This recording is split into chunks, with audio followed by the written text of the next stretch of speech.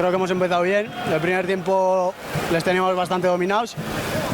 Podríamos habernos ido al descanso 1-0, pero bueno, no ha entrado y el segundo tiempo con la expulsión, pues esto nos ha puesto cuesta arriba y es nada que hacer al final. Sí, bueno, hemos tenido muchas dificultades. Chavales que empezaron con nosotros pues han subido con el Bilbao Athletic, hemos tenido pues 5 o 6 bajas, pero bueno, como grupo hemos sido la hostia, hemos competido como jabatos, nada que decir al grupo.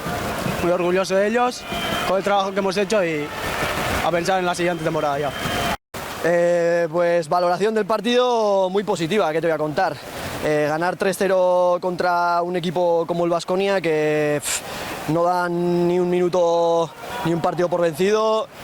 Sabíamos que el partido iba a ser largo y muy complicado contra ellos porque los filiales siempre se lo dejan todo y así ha sido. Ya nos tocó en Basauri correr como condenados y hoy más de lo mismo.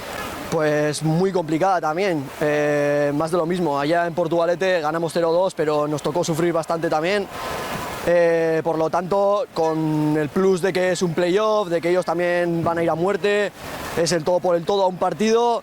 Al final, muchas veces los nervios y la presión propia del partido pues te hace que este tipo de partidos vayan a ser, o sea, sean todos muy complicados. Ya sea Portu, Baraka o Baskonia, sabíamos que cualquiera que nos tocara iba a ser complicado, así que más de lo mismo.